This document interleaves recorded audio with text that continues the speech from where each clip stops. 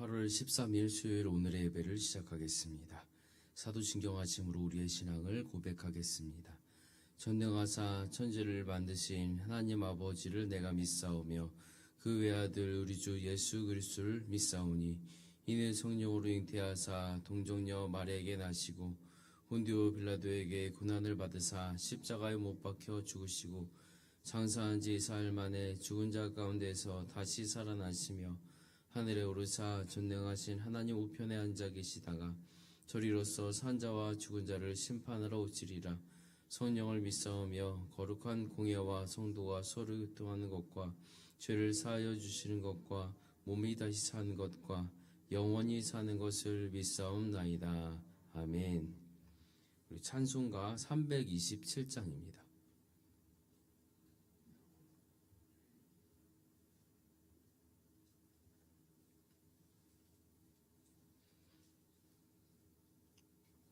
(327장입니다)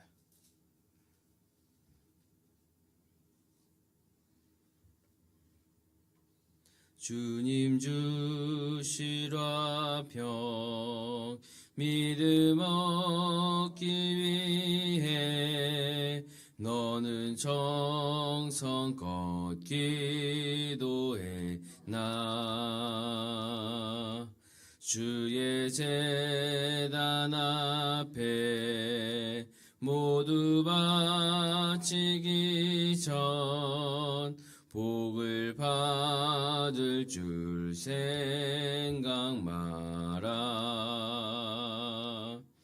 주의 제단에 산제사 드린 후에 주 내 맘을 주장하니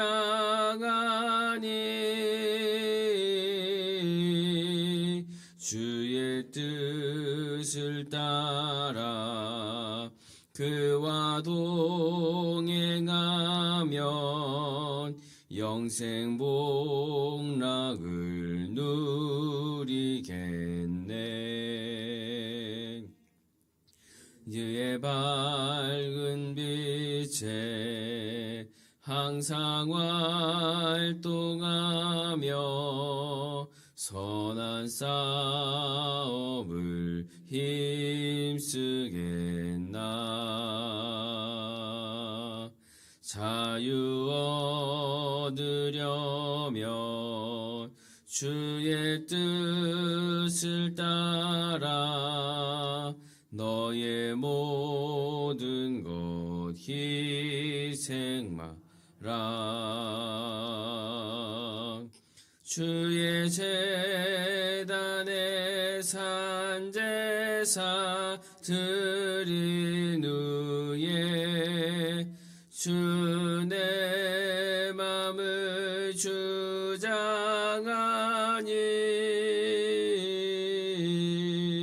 주의 뜻을 따라 그와 동행하면 영생 복락을 누리겠네. 제단 앞에 모두 바친 후에 주와 온전히 사귀겠네.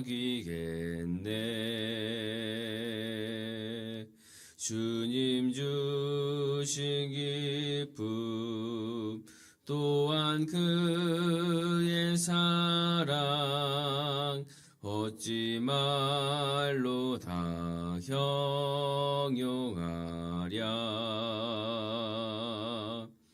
주의 제단에 산제사 드린 후에 주 내 맘을 주장하니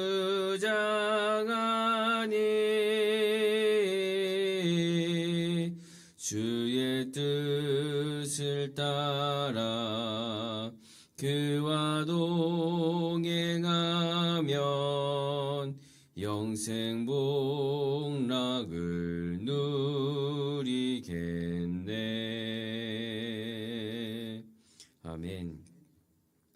찬송가 546장입니다.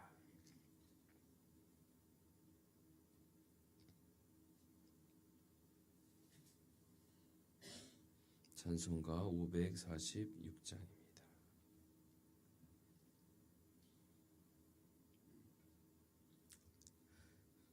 주님 약속하신 말씀 위에서 영원토록 주를 찬송하리라.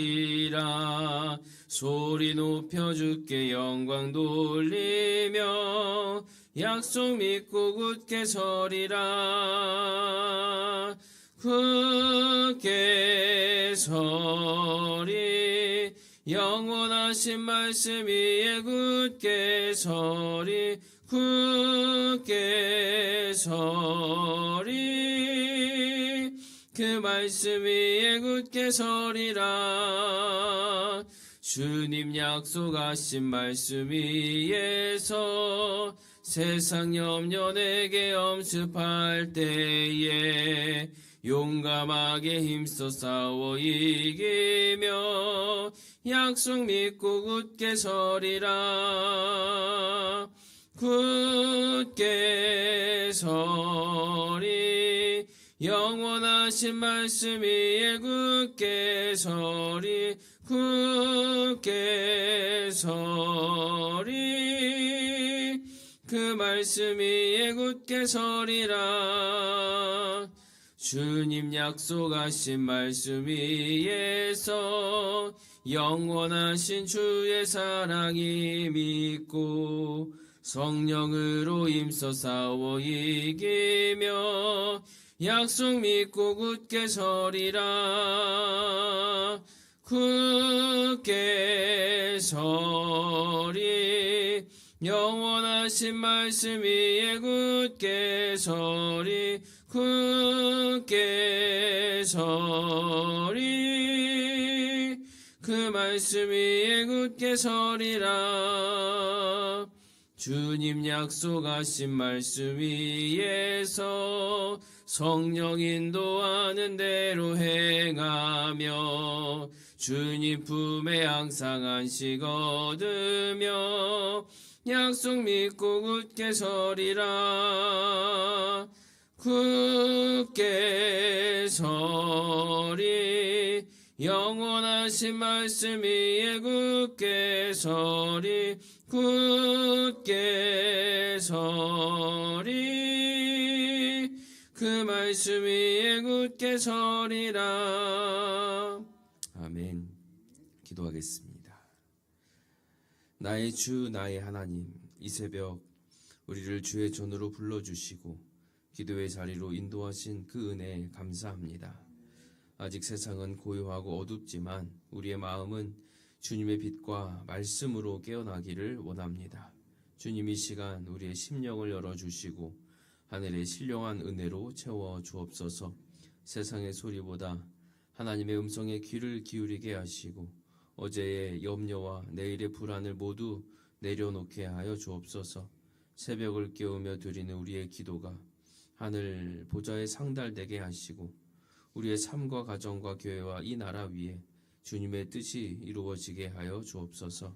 이 시간 함께 드리는 찬양과 기도, 말씀 묵상이 우리의 믿음을 새롭게 하며 오늘 하루를 승리하게 하는 힘이 되게 하여 주옵소서. 시종을 주님께 의탁하오며 예수님의 이름으로 기도합니다. 아멘. 우리 오늘 말씀은 창세기 32장입니다.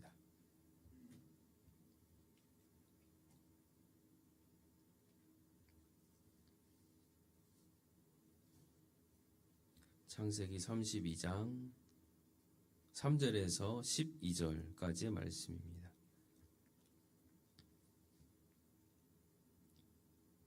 창세기 32장 3절에서 12절까지의 말씀입니다. 우리 한 목소리로 함께 읽겠습니다. 시작. 야곱이 셀 땅 에돔 들에 있는 형 에서에게로 자기보다 앞서 사자들을 보내며 그들에게 명하여 이르되 너희는 내 주 에서에게 이같이 말하라. 주의 종 야곱이 이같이 말하기를 내가 라반과 함께 거류하며 지금까지 머물러 있었사오며 내게 소와 나귀와 양떼와 노비가 있으므로 사람을 보내어 내 주께 알리고 내 주께 은혜 받기를 원하나이다 하라 하였더니 사자들이 야곱에게 돌아와 이르되 우리가 주인의 형 에서에게 이른즉 그가 400명을 거느리고 주님을 만나러 오리이다. 야곱이 심히 두렵고 답답하여 자기와 함께한 동행자와 양과 소와 낙타를 두 떼로 나누고 이르되 에서가 와서 한 떼를 치면 남은 한 떼는 피하리라 하고 야곱이 또 이르되 내 조부 아브라함의 하나님 내 아버지 이삭의 하나님 여호와여 주께서 전에 내게 명하시기를 내 고향 내 족속에게로 돌아가라 내가 내게 은혜를 베풀리라 하셨나이다. 나는 주께서 주의 종에게 베푸신 모든 은총과 모든 진실하심을 조금도 감당할 수 없사오나 내가 내 지팡이만 가지고 이 요단을 건넜더니 지금은 두 때나 이루었나이다. 내가 주께 간구하오니 내 형의 손에서 에서의 손이 나를 건져내시옵소서. 내가 그를 두려워함은 그가 와서 나와 내 처자들을 칠까 겁이 나기 때문이이다. 주께서 말씀하시기를 내가 반드시 내게 은혜를 베풀어 내 씨로 바다에 셀 수 없는 모래와 같이 많게 하리라 하셨나이다. 아멘. 우리가 한 번쯤 해봤을 법한 질문이 있습니다. 하나님께서 함께 하신다고 하는데 왜 우리는 여전히 두려울까요? 주님이 우리를 지키시고 보호하신다고 약속하셨는데 막상 현실 앞에 서면 무기력해지고 염려와 불안이 마음을 사로잡을 때가 있습니다. 신앙생활을 오래 해온 분들도 예외가 아니죠. 믿음이 깊어졌다고 해서 모든 상황에서 담대해지고 초연해지는 것은 아닌 것 같습니다. 오늘 본문은 바로 그 자리, 두려움과 불안의 문턱에 서 있는 야곱의 이야기입니다. 지금 에서를 만나러 가고 있는 야곱의 나이가 몇 살일까요? 야곱의 나이는 90세가 넘었습니다. 네, 깜짝 놀라셨죠? 젊은 나이가 아닙니다. 90세가 넘은 나이에 에서를 만나러 가고 있는 겁니다. 그 자리. 그래서 이미 하나님의 약속을 받고 정말 오랜 세월 동안 어떻게 보면 신앙생활을 굉장히 오래 한 사람이죠. 베다리에서 하나님을 만나서 내가 너와 함께 하겠다. 그때도 이미 나이가 많았을 때였고 하란에서 라반을 떠날 때도 많았고 또 하나님이 내가 너와 함께 있으리라 말씀하셨습니다. 그런데 지금 이제 에서를 만나는 순간 90세가 넘은 그 나이에도 두려움이 몰려옵니다. 오늘 말씀을 통해서 하나님을 신뢰하며 산다는 것이 이 두려움과 어떤 관계에 있는지, 그리고 위기 앞에서 하나님 앞에 바르게 선택하는 길이 무엇인지를 함께 살피면서 은혜를 나누고자 합니다. 야곱은 라반의 집을 떠났습니다. 고향으로 갑니다. 하란에서 20년 동안 혹독한 시간을 보냈습니다. 라헬을 만났을 때의 나이가 약 77세랍니다. 77세부터 20년 동안 혹독한 일을 하고 90세 거의 100세가 되는 때에 떠납니다. 라반의 속임수와 착취를 견디면서 하나님이 주신 은혜로 그동안 많은 가축과 가족들을 얻었습니다. 그리고 그 과정에서 우상을 향한 그런 연단도 겪었습니다.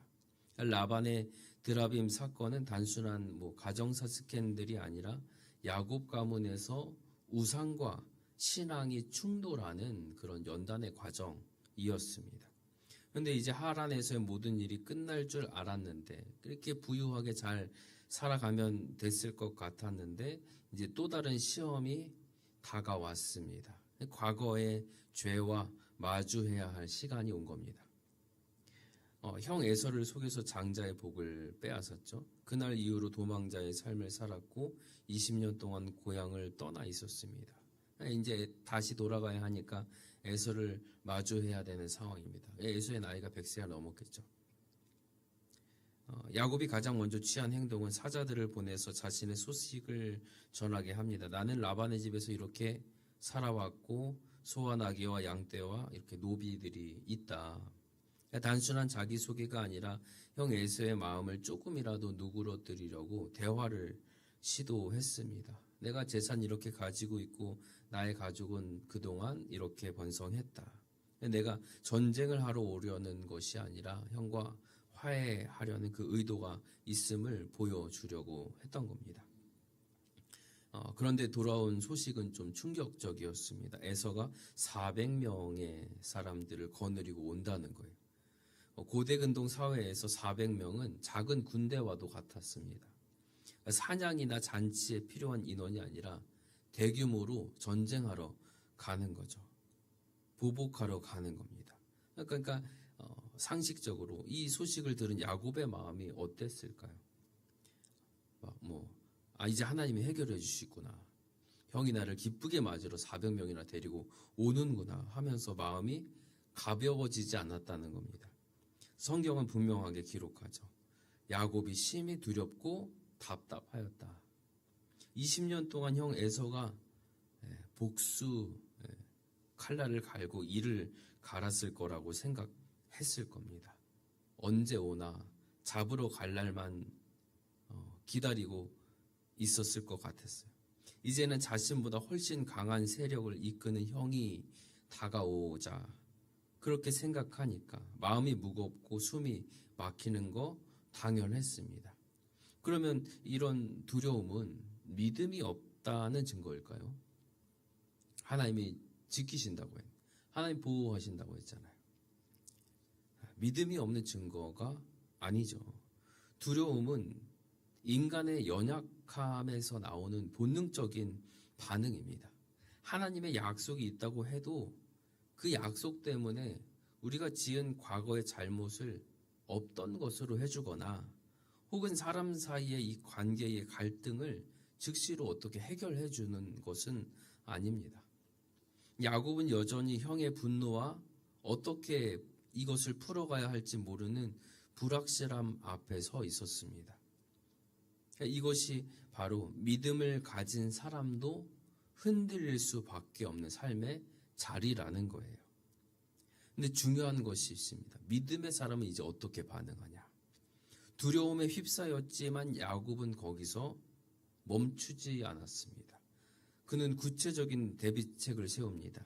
자기와 함께한 사람들과 양가소와 낙타를 두 떼로 나눴습니다.